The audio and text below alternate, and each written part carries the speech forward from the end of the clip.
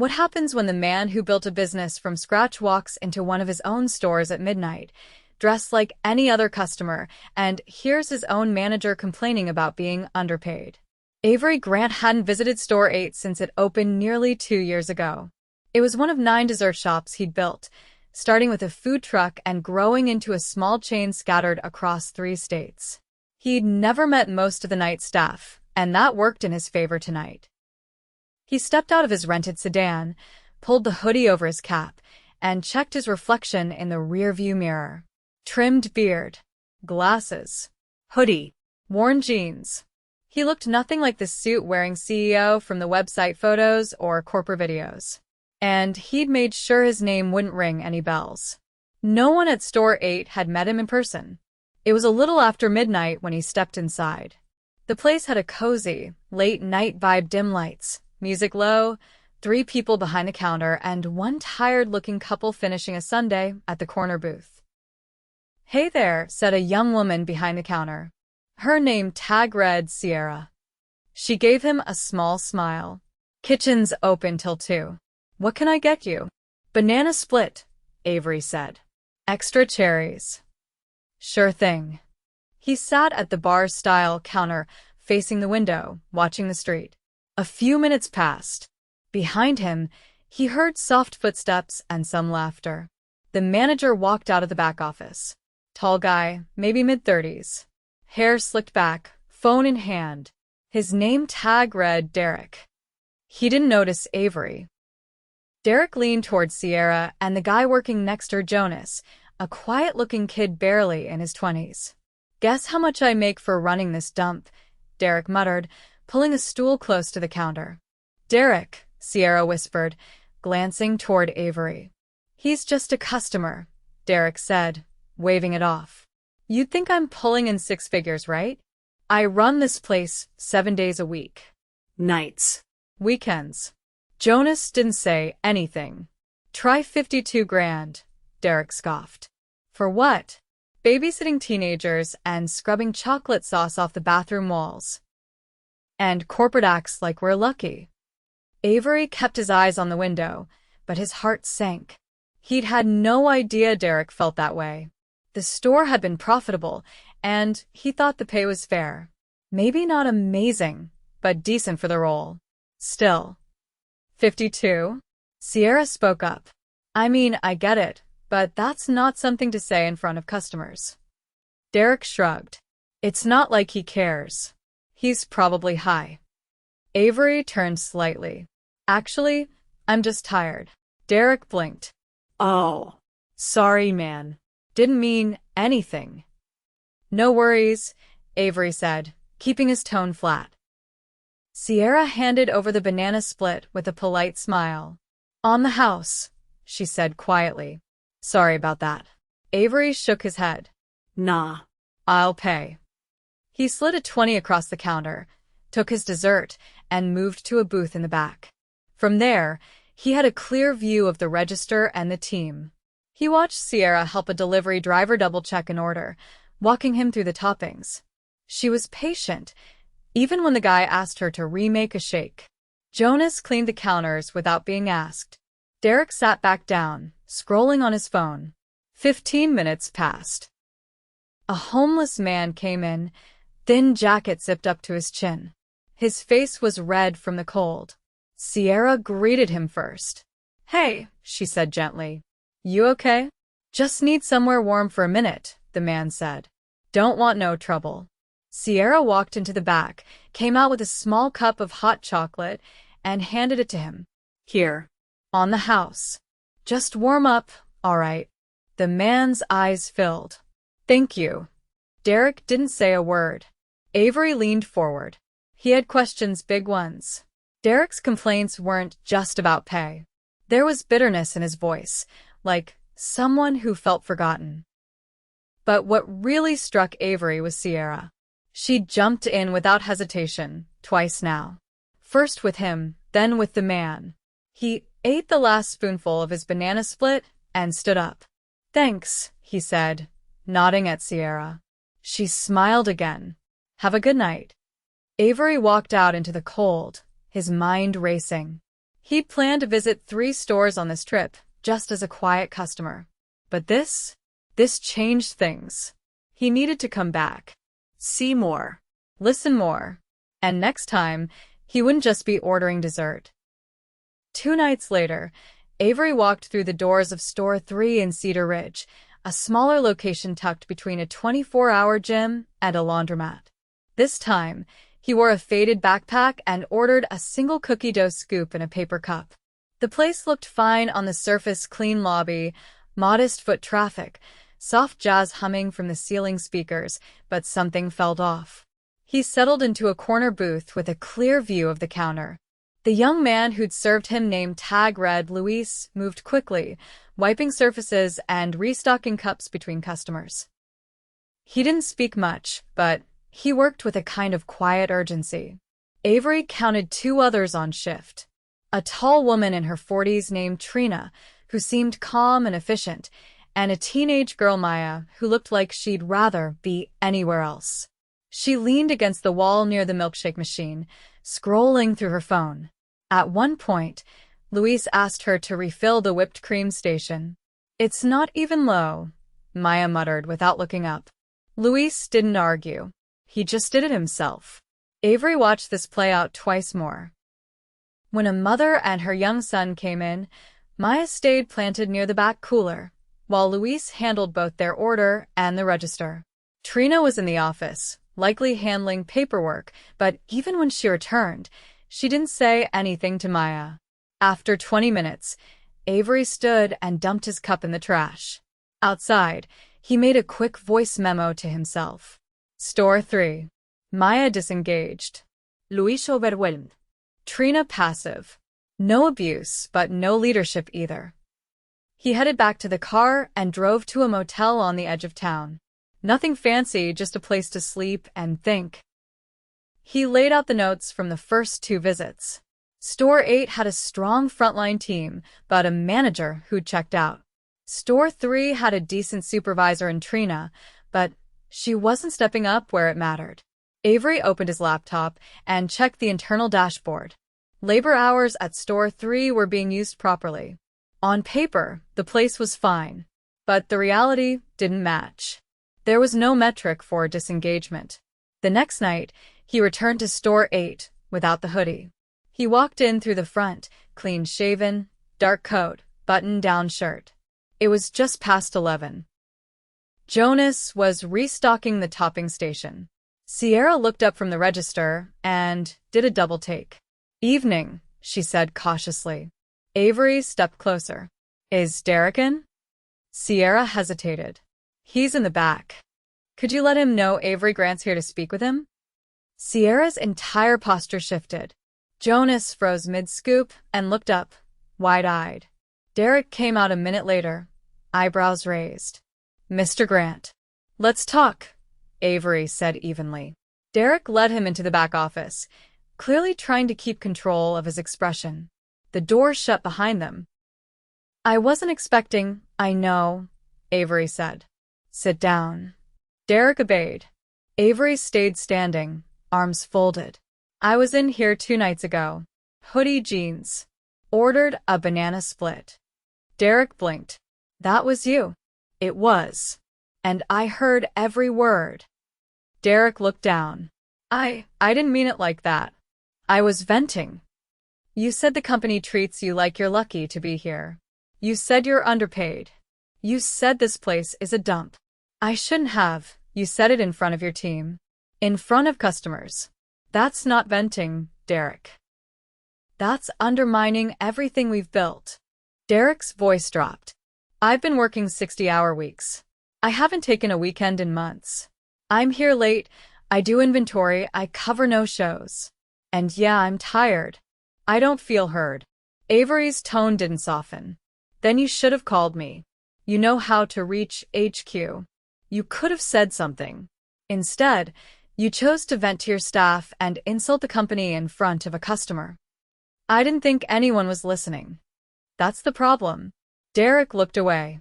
I'm not ignoring the hours you've put in, Avery continued. But your behavior was unprofessional and the team deserves better. This job isn't just about keeping the lights on. It's about leadership. Derek didn't argue. Just sat there, lips pressed tight. I'm placing you on unpaid leave immediately, Avery said. We'll conduct a formal review. In the meantime, Sierra will take over operations. What? Derek's head snapped up. She's just a shift lead. Not anymore. She's stepping up. Avery turned and walked out. Sierra was wiping the counter when he returned to the front. She straightened as he approached. Can you come with me a moment? She followed him outside. The air was crisp, the parking lot mostly empty. I'm putting you in charge for now, Avery said. You'll have full support from regional. If you need help with scheduling, payroll, anything, we'll get it done. Sierra blinked. Wait. I'm not sure I'm ready to. You are. I've seen how you handle people. You step in where others don't. You lead by example.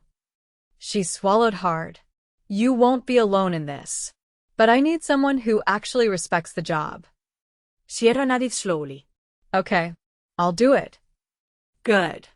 They shook hands. The next morning, Avery drove to Store 6 in Milltown. It was mid-shift when he arrived, just after 10 a.m.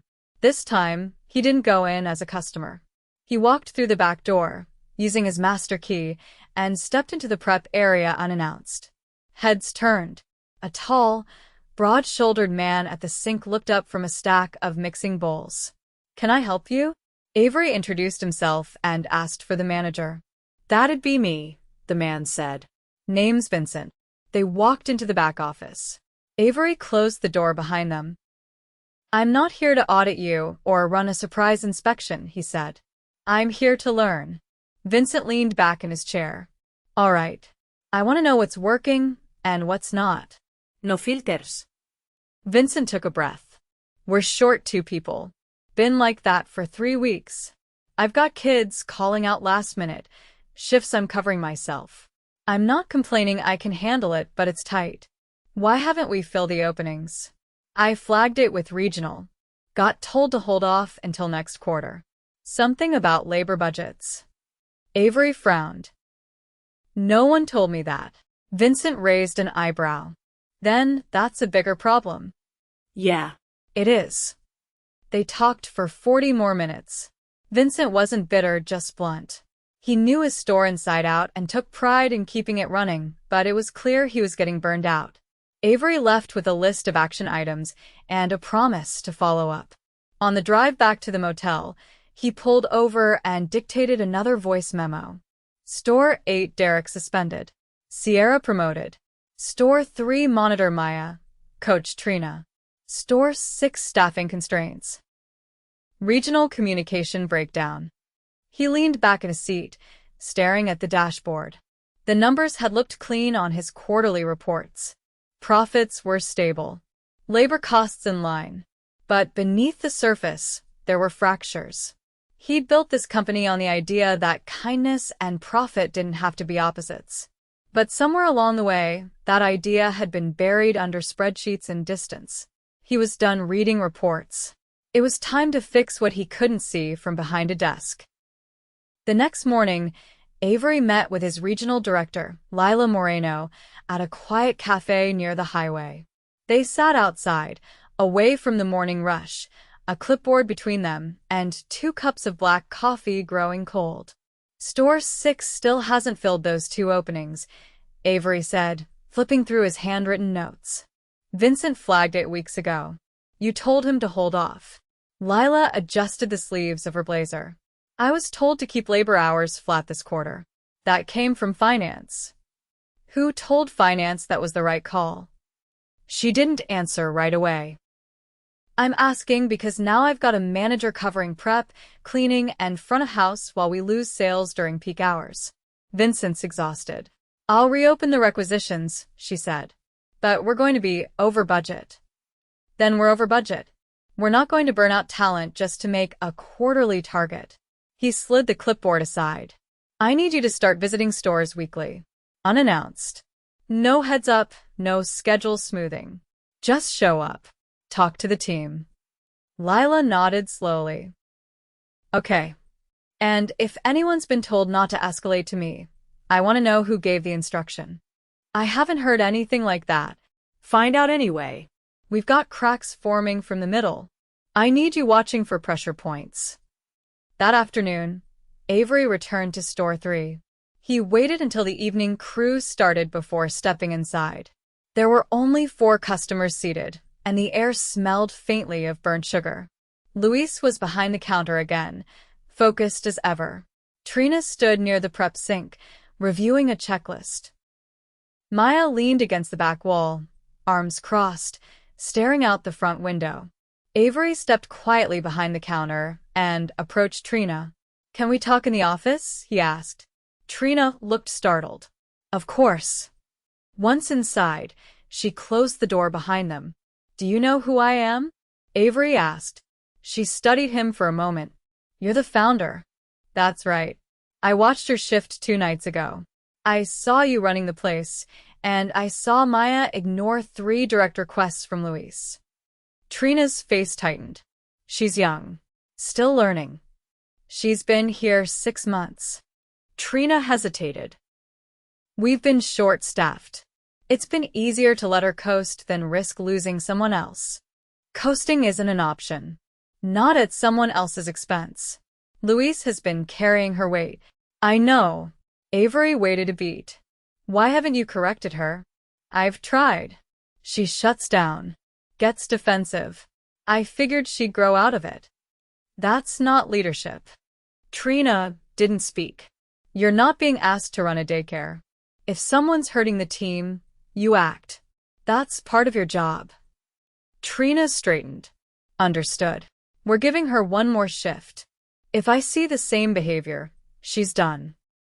No arguments. "I'll handle it." Avery stepped out of the office and walked over to Luis at the register. "You've been holding this place together," he said quietly. Luis looked up uncertain. "I just try to do my part." "I've seen your part. It's more than enough. You'll get a raise next week. Retroactive from the 1st of the month." Luis blinked. "Seriously?" "Seriously. Keep doing what you're doing." He turned and left without waiting for thanks. It was nearing 7 when he pulled into the lot behind Store 9, the newest location. He hadn't planned to visit until next week, but after what he'd seen at Store 3, he wanted to check the onboarding in real time. Inside, the space felt brighter, newer. A team of 4 was on shift, including a new hire standing stiffly by the topping station. The girl looked barely 18, her apron still creased, a training packet sticking out of her back pocket. A man in his 40s, with a shaved head and black polo shirt, stood near the dry storage door watching her. His name tag read Marcus GM. Avery stepped up to the register and ordered a plain vanilla cone. As he waited, he kept his eyes on Marcus. The GM stepped closer to the trainee, speaking low but sharp. "You're not here to stand around. Watch me once, then do it. That's how we train." The girl stiffened. "I'm trying, try harder. This isn't a daycare. Pull your weight or I'll cut your hours." She looked down, shoulders tight. Avery stepped over. "Excuse me, Marcus?" Marcus turned, annoyed. "Yeah. I need to speak with you. Outside." Marcus blinked. "About what?" "Now." They stepped into the alley behind the store, the sound of HVAC units humming above them. "I'm Avery Grant," he said. "Owner." The blood drained from Marcus's face. "I just watched you threaten a new hire on her second day. You spoke to her like she was trash." "I didn't look, I was pushing her. This job's fast. She needs to keep up. She's a teenager." You don't get to treat people like that. "Not here." "I didn't mean you meant every word. I've seen enough." Marcus shifted on his feet. "Come on, I've been here less than a year. I've cleaned up 2 failed launches. Numbers are solid. You're done." "What?" "You're fired. Right now." Get your things and leave through the back." "You serious?" "Dead serious." Marcus stared at him for a long moment, then turned and walked back inside without another word. Avery followed. The store fell quiet. Marcus is no longer with the company, he said, loud enough for the whole team. If you saw what happened, or if you've been treated like that before, know this. It's over. That's not who we are. The trainee looked like she might cry. What's your name? Avery asked gently. Janelle. You're doing fine, Janelle. Go ahead and take 10. Then we'll get you paired with someone who knows how to train. She nodded, eyes wide. Avery turned to the other employees. I'll be staying the rest of this shift. Just act like I'm not here. Unless something goes sideways. He stepped into the corner and pulled out his phone. No texts. No calls. Just a quiet moment to breathe. By midnight, the store had settled into a steady rhythm. Janelle was back behind the counter, now working with a soft-spoken barista named Eli. The mood had shifted. Softer. Safer. Avery sat at a booth near the front, sipping coffee from a paper cup. He wasn't ready to leave yet. Not tonight. He'd fired a manager, promoted a shift lead, and started a long overdue audit of his own middle layer. And still, he knew he was barely scratching the surface. He watched Janelle laugh quietly as Eli showed her how to swirl whipped cream just right. Avery leaned back in the booth and nodded to himself. This was what had been missing. Not numbers. Not reports. Presence. Avery arrived at the downtown office just after 7 the following morning, before the hallways filled and the conference rooms lit up. He bypassed his own desk and went straight into the operations bullpen. Lila was already there, seated beside a whiteboard scrawled with store numbers and notes from their last few calls. He set a paper bag of pastries between them. No meetings today, he said. Cancel everything on my calendar. Lila looked up from her laptop. You sure? I'm spending the day in-house. I want the team leads in here, Alex from finance, Marcy from training, and Tyrone from logistics. I'll handle each one personally. She nodded and began typing. By 9:30, the 3 leads sat around the table, coffee cups in hand, each one tense but alert. None of them had seen Avery this direct in months. He stood at the edge of the table and opened a file folder. I spent the last week inside 4 of our stores. Not as a name on a memo, but as a body in the room. I watched managers break trust. I saw frontline employees carry teams without support. I heard leadership being mocked openly. I don't want explanations. I want solutions. He turned to Marcy. Our training manuals haven't been updated in over a year. Why? Marcy frowned. We were waiting for the new digital rollout. The HQ team said it wasn't worth refreshing paper systems until... I don't care about paper or digital. We've got new hires being thrown into live shifts with zero structure. From now on, every store gets a physical training binder, updated monthly. No exceptions. I want a draft on my desk by Friday. Next, he looked at Alex. Our pay scale for general managers hasn't moved since pre-pandemic. We've added responsibilities, increased weekend coverage, and cut bonuses. Explain. Alex hesitated. The board approved a freeze last spring. We were trying to hold margins during inflation. And what did that buy us? Alex stayed quiet. It bought us a manager who thinks it's acceptable to insult the company in front of his team. We're revising the GM scale. I want a tiered model based on store volume, with cost of living adjustments by region. And I want a retention bonus tied to internal promotions, not just tenure. Tyrone leaned forward slightly, anticipating the next blow. Avery didn't miss it. Supply's been better, he said. But I still walked into 2 stores last week with missing inventory. One didn't have chocolate syrup for 3 days. The other ran out of gloves and had to borrow from another location. Tyrone nodded. We've been short drivers. Our third-party vendor's been dropping routes without notice. Then we need a backup plan. I want a second vendor on contract, someone local. And I want a direct line for store managers to flag shortages without going through 3 levels of approval. Avery closed the folder and looked at each of them in turn. We've grown fast, but our systems haven't. That's on me. I built this company around people, then let the middle layers drift. That ends now. He paused, letting the silence settle. You've all done good work. But starting today, we're operating with different expectations. If someone's not pulling their weight, they're out. If someone's going above and beyond, they move up. No more waiting. No more deferring to next quarter. We fix it now. The three leads nodded, each one absorbing the shift in tone. At noon, Avery returned to store 8. The lunch rush was just winding down, and Sierra stood near the prep line, hair pulled back, sleeves rolled. The shift moved steadily around her, and she was handing out orders with calm precision. He waited until the queue cleared, then stepped behind the counter and nodded for her to join him at the side sink. "How's it going?" he asked. She wiped her hands on a towel. "Better than I expected. Scheduling is tight, but everyone's stepping in." Jonas picked up an extra shift. "I've been covering open hours until we get someone trained." "You're not carrying it alone, are you?" No. Lila's been checking in. "And I've been calling the other shift leads from nearby stores just to get their routines." He nodded. "Derek called this morning. He's not contesting the leave. Says he needs time to reset." Sierra raised an eyebrow but didn't reply. "I want to make your position permanent. General manager.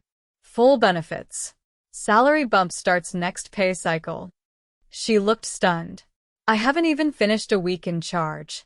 You've done more in 4 days than some do in 6 months. You've built trust. That's what matters." Her voice dropped slightly. "What if I mess up later?" "Then you fix it. With clarity. That's what leadership is." She nodded slowly, absorbing it. "Get me a short list of candidates for 2 new hires. When you're ready, we'll train them together." As he turned to leave, Jonas waved from the cooler. Avery gave a small wave back. That afternoon, he drove to store 3 one last time. Trina met him at the back door, apron folded in her hand. "I wanted to talk before my shift," she said. "About Maya." He gestured for her to walk with him into the alley behind the store. "She didn't show up yesterday. No call. No message. I texted, but nothing." Avery crossed his arms. "Did she give any sign she was quitting?" "She was quiet the night before. Not rude, just distant. I think she knew it was coming. Then we moved forward." "How's Luis?" Solid. "He's patient, steady. Quiet, but sharp." "Good. I want you to assign him to mentor the next new hire. You'll oversee the onboarding, but he'll lead the hands-on part." Trina paused. "You trust him with that?" Ida. "And I trust you to hold him accountable." She exhaled. "I'm ready. I dropped the ball before. That won't happen again." He nodded. "We'll keep eyes on this location for the next month. If everything holds, you'll be eligible for the district training program." Her eyebrows lifted slightly. "That's still open?" "It is now." By 5, Avery was back on the highway, headed to store 6. The sun hung low in the sky, casting long shadows across the fields outside Milltown. He arrived just before closing, entering through the back. Vincent stood near the dish station in the middle of wiping down trays. He looked up surprised. "Didn't expect you back so soon. I needed to see it one more time." Vincent glanced around. "We're short tonight. 1 call out.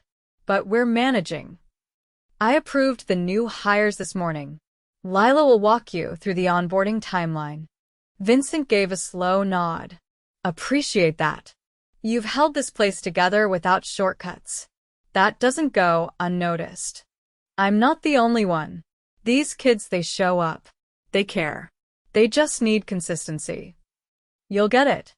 Avery reached into his coat pocket and pulled out a small envelope. "What's this?" Vincent asked. "Company bonus. Quiet one. For those who've gone above and beyond. You'll see it in the next pay cycle." Vincent opened the envelope slowly, then met Avery's gaze. "Didn't expect that. You earned it." He paused at the door. "Take a break next Wednesday. Block it out." I've arranged for a regional floater to cover your shift. Spend the day with your family.